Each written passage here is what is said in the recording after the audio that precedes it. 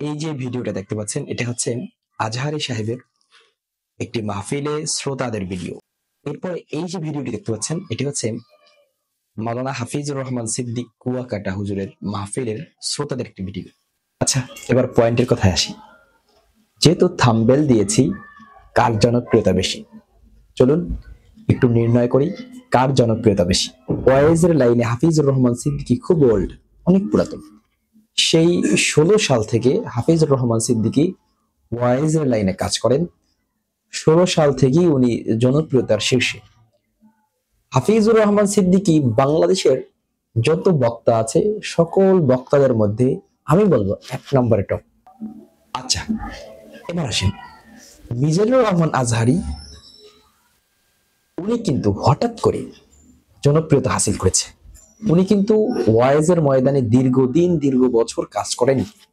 উনি কিন্তু হঠাৎ করে কয়েক বছর আগে হঠাৎ করে উনি ওনার মিডিয়ায় সক্রিয়তা অনেক ভালো ছিল এবং ওনার সাপোর্ট অনেক ভালো ছিল এবং ওনার ধরন, কথা বলার পদ্ধতি সবকিছু ভালো ছিল। বিদায় হঠাৎ করে সব দিকে ওনার জনপ্রিয়তা ছড়িয়ে গিয়েছে। উনি হঠাৎ করে টপে উঠে গেছে। লক্ষ লক্ষ মানুষ ওনাকে পছন্দ করে, লক্ষ লক্ষ মানুষ ওনাকে ভালোবাসে। এখন কথা হচ্ছে এই দুজনের মধ্যে বর্তমান সময়ে বেশি টপে আছেন কে? আমি বলি সোজা কথা, এই সময় দুজনেই সমান টপে আছে, দুজনেই সমান ভাগে আছে, দুজনেই সমান লেভেলে আছে। পপুলার দিক দিয়ে দুজনেই সমান লেভেলে আছে, টপের দিক দিয়ে। হাফিজুর রহমান সিদ্দিক সাহেবের যেমন হাজার হাজার লক্ষ লক্ষ ভক্তবিন্দু আছে, লক্ষ লক্ষ শ্রোতা আছে, ঠিক তেমনি ভাবে ডক্টর মিজানুর রহমান আজহারীর লক্ষ লক্ষ শ্রোতা, লক্ষ লক্ষ ফলোয়ার আছে। তবে এখন কথা হচ্ছে মিজানুর রহমান আজহারীর একটু ফলোয়ার বেশি, মিজানুর রহমান আজহারীর একটু দর্শক কিংবা জনপ্রিয়তা বেশি। কেন জানেন? কারণ মিজানুর রহমান আজহারী যেই গড়ার আলেম, মিজানুর রহমান আজহারী যেই দলের কিংবা যেই ঘরানার বক্তা, ওই ঘরানার সবাই তাকে পছন্দ করে, ওই ঘরানার সবাই তাকে সাপোর্ট করে। কিন্তু হাফিজুর রহমান সিদ্দিকী যেই ঘরানার আলেম, যেই ঘরানার বক্তা, ওই ঘরানার 100 ভাগের 30 ভাগ তাকে সাপোর্ট করে, বাকিরা তাকে সাপোর্ট করে না। এরপরেও হাফিজুর রহমান সিদ্দিকীর এত জনপ্রিয়তা। এই হিসাবে আপনি যদি লেভেল নির্ণয় করতে যান, অবশ্যই হাফিজুর রহমান সিদ্দিকীকে আপনাকে 1 লেভেলে রাখতে হবে, 1 নং লেভেলে রাখতে হবে। কারণ হাফিজুর রহমান সিদ্দিকীকেও যদি ওনার ঘরানার সবাই সম্মিলিতভাবে সাপোর্ট করতো, তাহলে উনিও মিজানুর রহমান আজহারীর সমান লেভেলে থাকতো। এখন কি করবে? অনেকেই কমেন্ট করবে এখানে এসে যে কোথায় শেখ সাদী আর কোথায় সাগরের লাগি।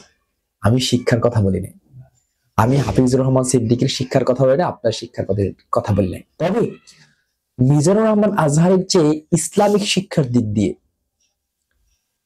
হাফিজুর রহমান সিদ্দিকী মোটেও কম নয়, হাফিজুর রহমান সিদ্দিকী মোটেও কম নয়। তাকে আপনি কোনো দিক দিয়ে ফেলাতে পারবেন না।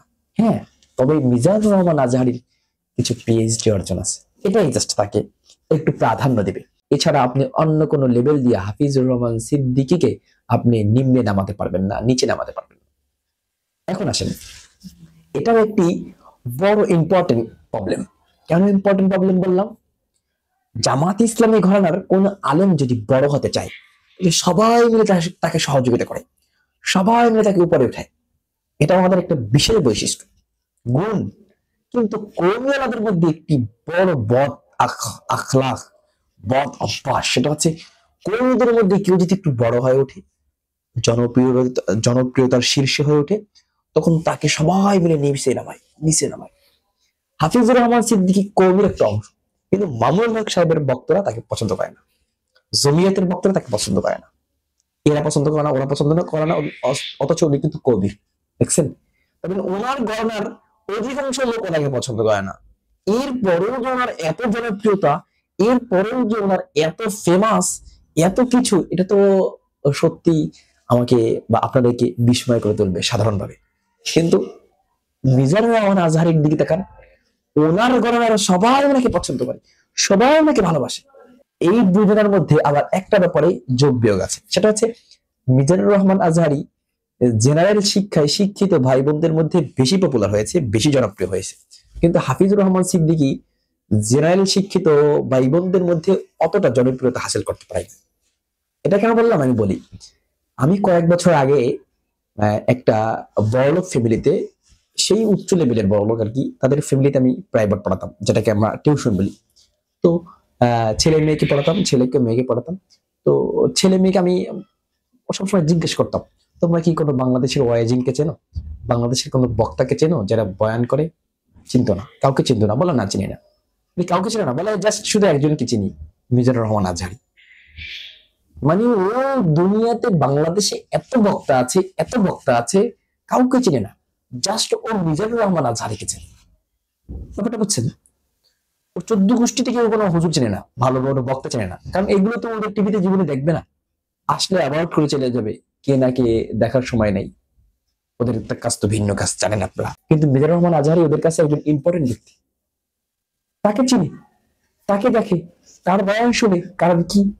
অবশ্যই তার বয়ানের মধ্যে কিছু ম্যাজিক অবশ্যই আছে।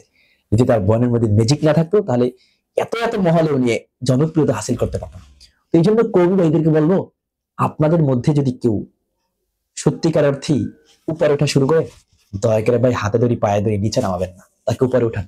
আপনাদেরই দাম, আপনাদেরই মান, আপনাদেরই তার একার জনপ্রিয়তা বাড়া মানে আপনাদের পুরো কুলের জনপ্রিয়তা বাড়া। জামাত ইসলামের কাছ থেকে কিছু কিছু শিক্ষা আপনারা নেন ভাই। তো যাই হোক না কেন, আমরা দুজনার জনপ্রিয়তা নির্ণয় করলাম, সেই হিসাবে আমরা দুজনের জনপ্রিয়তাই আমরা সমান সমান পেলাম। অবশ্যই এই ভিডিওতে কেউ খারাপ মন্তব্য করবেন না, আমি আপনাদের কাছ থেকে কামনা করি এটা। কারণ আমি এখানে কাউকে হাইপথপূর্ণ করে কথা বলি, আমি জাস্ট দুজনের জনপ্রিয়তাকে আমি নির্ণয় করলাম। আসসালামু আলাইকুম রহমতুল্লাহ।